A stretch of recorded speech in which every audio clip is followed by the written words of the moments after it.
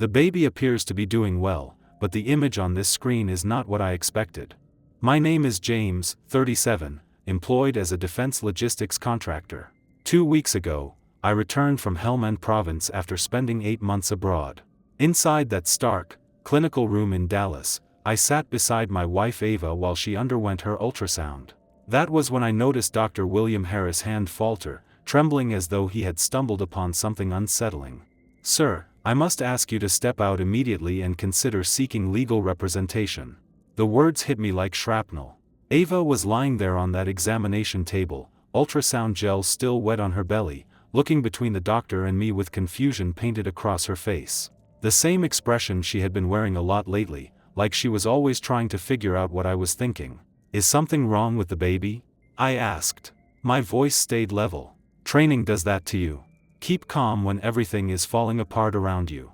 Dr. Harris wiped sweat from his forehead with the back of his hand. He had been practicing medicine for 20 years, according to the certificates on his wall. This was not his first ultrasound, but his face had gone pale, and he kept glancing at the screen like it was showing him classified intelligence. "The baby is fine," he repeated, then leaned closer to me and lowered his voice. "But what I am seeing on this screen shows 32-week development." The room went silent except for the hum of medical equipment. Ava was still smiling, still acting like everything was normal. She had been doing that a lot since I got home. "Acting. 32 weeks, I repeated. "Yes, sir." I did the math in my head. 32 weeks ago, I was loading gear onto a transport plane bound for Afghanistan. 32 weeks ago, I was saying goodbye to my wife at Dallas-Fort Worth International Airport. 32 weeks ago, I was sleeping in a barracks tent on the other side of the world. Dr. Harris looked at me like he was waiting for something, a reaction, an explosion. Maybe he expected me to start yelling or throwing things, but I just sat there processing the information like intelligence from a mission brief. "James?" Ava's voice sounded small. "What is wrong? Why does everyone look so serious?" I looked at my wife. Really looked at her. The way she had been checking her phone constantly since I got back. The way she had been talking about the pregnancy like it was some kind of surprise gift. The way she had insisted on scheduling this appointment for when I could come with her. She had wanted me here for this moment. The realization settled in my chest like a cold weight. I met Ava 6 years ago at a barbecue in Plano. She was working as a physical therapist. She had this laugh that could fill up a room. At the time, I was assigned to the corporate field office in San Diego before being transferred for overseas work. She said she had always wanted to marry someone who worked in the defense industry. She said she respected the sacrifice, the service. We got married 3 years later. It was a small ceremony at her parents' church. Nothing fancy. I had 2 short overseas assignments during our marriage. She handled them well, or at least I thought she did. She sent care packages, wrote letters, kept the house running. She was the kind of wife other men envied. When this assignment to Helmand province came up 8 months ago, she cried at the airport. Real tears, not the fake ones I had learned to recognize from others over the years. She hugged me tightly and promised she would be waiting when I got back. "I will keep myself busy," she said. "Maybe take some classes, fix up the garden." I remember thinking how lucky I was. The first month overseas, we talked every few days over video calls. She looked tired, stressed about being alone. Normal things. The second month, the calls got shorter. She told me she was taking evening classes at the community college. Pottery, of all things. She said it relaxed her. By month 3, I was mostly getting short text messages. "Busy day at work. Miss you. Everything's fine here." I figured she was adjusting. Spouses of contractors learned to build their own lives. It was survival. When I came home 2 weeks ago, she seemed different. Nervous. She had gained weight, which she blamed on stress eating.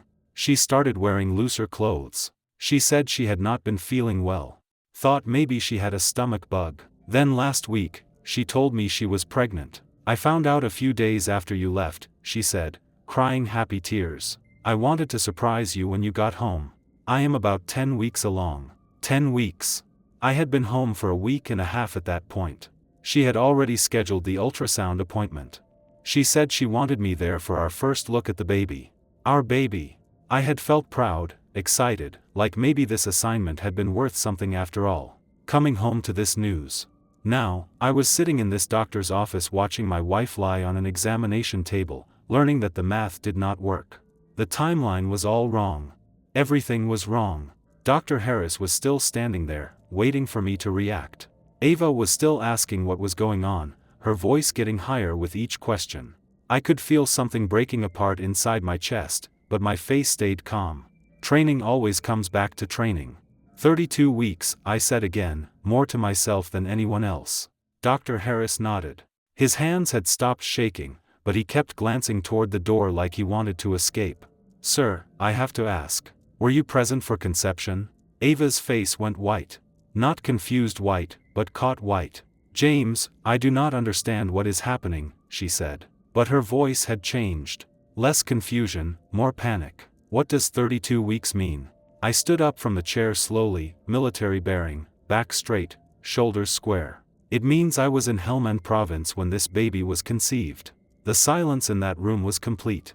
Even the medical equipment seemed to quiet down. That is not possible, Ava whispered. But she was not looking at me anymore. She was staring at the ceiling tiles, and her hands were shaking now. I told you I am 10 weeks pregnant. The baby? I got pregnant right before you left. Dr. Harris cleared his throat. Ma'am, the fetal measurements are very clear. This is a 32-week pregnancy. The conception date would have been approximately 8 months ago. I watched my wife's face as the reality hit her. The careful story she had built was falling apart in real time. She had made a mistake somewhere. Maybe she had lost track of the timeline. Maybe she had been so focused on selling the lie that she had forgotten to check the math. There has to be an error, she said, sitting up on the examination table. The paper crinkled underneath her. The ultrasound machine or something. But I was already thinking about other things. The neighbor, Jacob Miller, who had been helping with yard work while I was gone.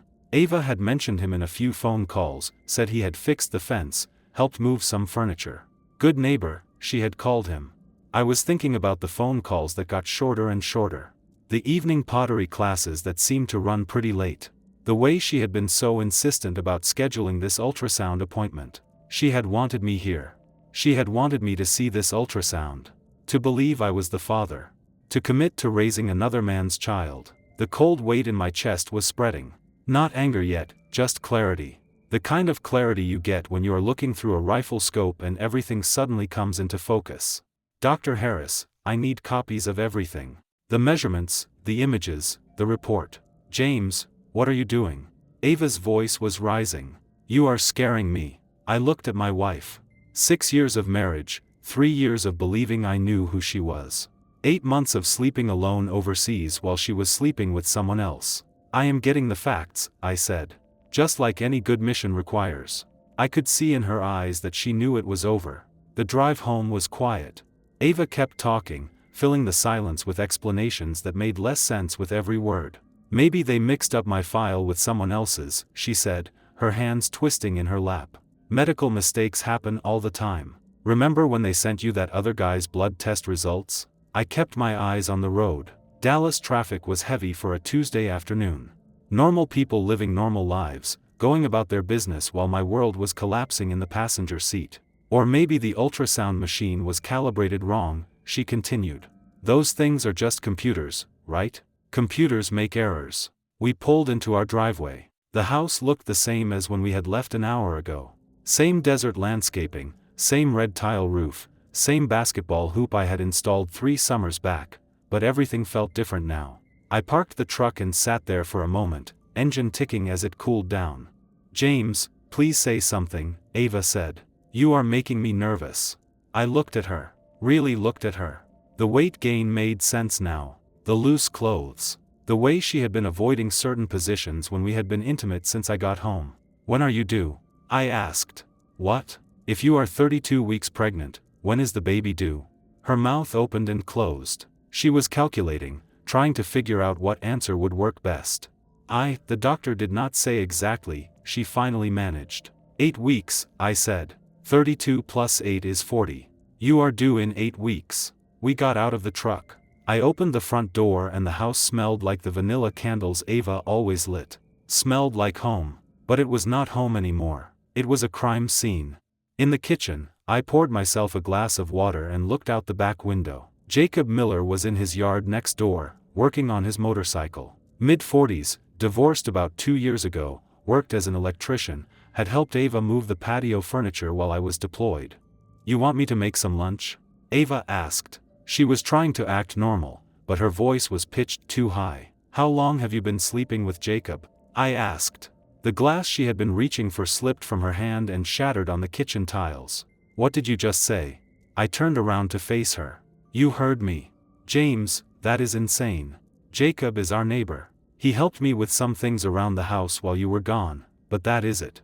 I cannot believe you would accuse me of something like that." But she was backing away from me as she spoke. Not the body language of an innocent woman. The body language of someone who had been caught. "The baby is yours," she said, her voice getting stronger. "I do not know what that doctor thinks he saw, but the baby is yours. We will get a second opinion. We will go to a different doctor." I knelt down and started picking up the broken glass. The pieces were sharp, clear, like the truth. "Ava," I said, not looking up from the floor. "I have been trained to gather intelligence, to read situations, to recognize deception. This is not Afghanistan," she snapped. "This is our marriage. This is our life." I stood up and dumped the glass pieces in the trash. "You are right. In Afghanistan, when someone lies to you, they are usually trying to kill you. Here, they are just trying to destroy your life." She was crying now. Not the pretty tears from the airport 8 months ago. Ugly tears, desperate tears. "I love you," she said. "Whatever you think happened, I love you." I walked past her toward our bedroom. "I am going to pack some things." "Where are you going?" "To get a lawyer." "James, please. We can work through this. The baby needs a father." I stopped in the doorway. "The baby has a father. It is just not me." I spent the night at a motel near the corporate field office in San Diego. It was a cheap place, but clean. The kind of room I had stayed in 100 times during training exercises. Familiar territory. At 7 a.m., I called my lawyer, Matthew Reed. We had used him for the house purchase and for our wills. Good man. Former Army. He understood the life of people who worked in defense. "James, what can I do for you?" I explained the situation, the ultrasound, the timeline, the mathematics that did not lie. "Jesus," he said when I finished. "I am sorry, brother. That is rough. I need to know what my options are. First thing, we get you a DNA test, establish paternity, or in this case, non-paternity. Second, we start documenting everything. The ultrasound report, any communications you have with your wife about the pregnancy. Third, we prepare for divorce proceedings. What about the house? Texas is a community property state, but infidelity can affect asset division, especially if she was using marital resources to conduct the affair. We will need proof." After the call, I drove back to the house. Ava's car was not in the driveway. She was probably at work, pretending everything was normal. I had my key, of course. It was still my house. Inside, I went to our home office. Ava kept papers in the desk drawer, bills, bank statements, that sort of thing. I had never had reason to look through them before. What I found made everything worse. Credit card statements showing charges at restaurants I had never been to. Hotel charges in Fort Worth. Shopping receipts for men's clothing, size large. I wore medium. Phone bills with hundreds of calls to Jacob Miller's number starting about a month after I deployed. But the worst was a receipt from a women's clinic in Plano, dated 7 months ago. Prenatal vitamins and a pregnancy test. She had known she was pregnant almost from the beginning. She had had 7 months to figure out how to handle the situation, and her plan had been to convince me the baby was mine. I photographed everything with my phone. Evidence. Intelligence. I was putting the papers back when I heard a car in the driveway. Ava was home early. I was in the kitchen when she came through the front door. She looked surprised to see me. "I thought you were staying somewhere else," she said. "I came back for some things." She set her purse on the counter and looked at me carefully. "Have you been going through my stuff?" "Should I have been?" Her face told me everything I needed to know. "James, whatever you think you found, there is an explanation." I pulled out my phone and showed her one of the photos. The restaurant receipt from 5 months ago. Dinner for 2, paid for with our joint credit card. "Explain this." She looked at the screen and her face went pale again. "I took my sister out for her birthday. Your sister lives in Austin. She was visiting." I swiped to the next photo. The hotel receipt from Fort Worth. "Explain this one." Silence. I swiped again. The men's clothing receipt. And this? She sat down hard on one of the kitchen chairs. The fight had gone out of her. How long? I asked. James, how long have you been sleeping with Jacob? She put her face in her hands. It is not what you think. How long? Since about a month after you left. Her voice was barely a whisper. But it was not planned. It just happened. 7 months. Almost my entire deployment. The baby? I do not know. It could be yours. The timing, Ava. You know it is not mine. She looked up at me, mascara running down her cheeks. What are you going to do? I was already walking toward the door. Matthew Reed's office was in Fort Worth, 20 minutes from the house. Modern building, glass and steel, the kind of place that handled serious business. I have the evidence, I said, sliding the printed photos across his desk. He went through them methodically. Former military men understood documentation. This is comprehensive, he said. Credit cards, phone records, medical receipts. How are you holding up? I am functional. He nodded. He understood what that meant. Functional was sometimes the best you could hope for. Here is what we are going to do, he said. First, we file for divorce on grounds of adultery. Texas allows fault-based divorce and you have clear evidence. Second, we get a court-ordered DNA test to establish non-paternity. Third, we petition for return of any marital funds used to support the affair. What about the house? With this level of evidence, we can argue for a disproportionate share. She used marital assets to conduct an affair. That matters to judges. How long will this take? Depends on whether she contests it. If she is smart, she will settle. If she fights, it could take months. I left his office with a folder full of paperwork and a court date 3 weeks away. The divorce petition would be served to Ava at her work the next day. Professional. Clean. No drama. That evening, I went back to the house. Ava was in the kitchen cooking dinner for 2. She looked up when I walked in, hope in her eyes. I made your favorite, she said. Chicken and rice. I filed for divorce today. The wooden spoon she was holding clattered to the floor. James, please. Can we not talk about this? There is nothing to talk about. The baby is not mine. We will have a DNA test to confirm it, but we both know the truth. She turned off the stove and faced me. What do you want? You want me to beg? Fine, I will beg. I made a mistake. I was lonely and scared, and Jacob was there, and I made a terrible mistake. 7 months is not a mistake. 7 months is a choice. I love you. No, you do not. If you loved me, you would not have spent 7 months sleeping with our neighbor while I was overseas. She was crying again, but I felt nothing. The emotional part of the situation had burned out somewhere between the ultrasound and the credit card statements. I was going to tell you, she said. When? After the baby was born? I was going to raise another man's child for 18 years and then you would tell me the truth? She did not answer, which was an answer. I am staying at a motel until this is settled, I said. The papers will be served tomorrow. You will want to get your own lawyer. James, wait.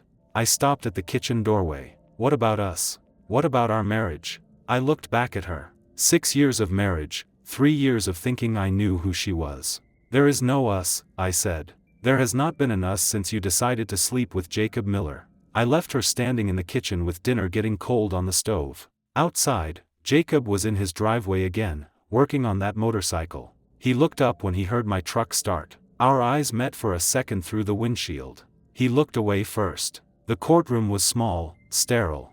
Judge Maria Sanchez presiding. Ava sat across the aisle with her lawyer, a young man in an expensive suit who looked like he would rather be anywhere else. Matthew Reed had done his homework. The evidence was organized, documented, undeniable. Phone records, credit card statements, hotel receipts, the ultrasound report showing a timeline that made paternity impossible. The DNA test results had come back the week before. 0 probability that I was the father. Your Honor, Matthew said. The evidence clearly shows that the defendant conducted an extramarital affair throughout the plaintiff's overseas assignment, used marital assets to support this affair, and attempted to deceive the plaintiff into believing he was the father of another man's child. Ava's lawyer tried to argue that the affair was irrelevant to asset division. But Judge Sanchez had been doing this for 20 years. She had seen it all. The court finds that the defendant's actions constitute a significant breach of the marital relationship and misuse of marital property, she said. The plaintiff is awarded 65% of all marital assets, including the family home. The defendant is ordered to reimburse the plaintiff for all marital funds used in furtherance of the extramarital relationship. Ava stared at the table in front of her. No tears this time, just defeat. Furthermore, the judge continued, the court orders that the defendant is solely responsible for all costs related to the pregnancy and birth, as the child is not the plaintiff's biological offspring. The gavel came down. Final. Outside the courthouse, Ava caught up with me. James, wait. I stopped walking but did not turn around. I am sorry, she said. I know that does not fix anything, but I am sorry. I looked back at her. She was showing now, belly round under a loose dress. In 2 months, she would have a baby with no husband and no father willing to claim responsibility. Sorry does not bring back 8 months, I said. She nodded and walked away. 3 months later, I signed the final papers at Matthew Reed's office. The house was mine. The bank accounts were divided as ordered. Ava had moved out of state, back to her parents in Florida. Jacob Miller had lost his job when word spread around the construction and electrical community. Sleeping with the wife of a defense contractor on assignment did not make you popular in Texas' defense-heavy economy. His ex-wife had also learned about the affair during their divorce proceedings, which cost him additional money in their settlement modification. I heard through neighbors that he had moved to Austin, trying to start over.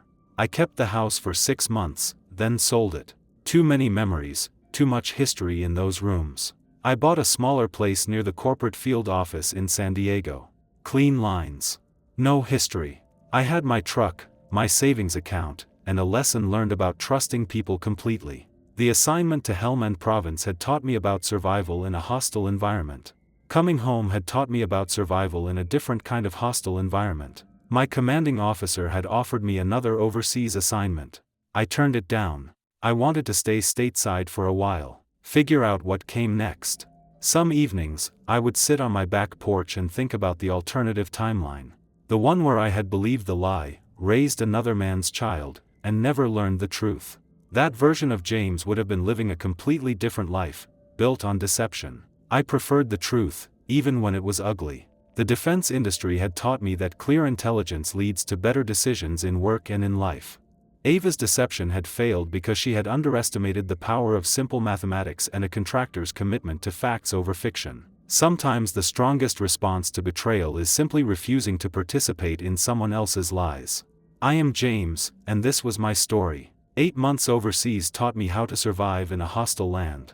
Coming home taught me something far harsher. Sometimes the battlefield is in your own house. I chose the truth, no matter how painful it was. Because lies might comfort you for a moment, but they will eventually destroy everything. Now I ask you, what would you have done in my place? Would you have walked away like I did, or would you have tried to forgive? Think carefully, because one day, you might face your own battlefield.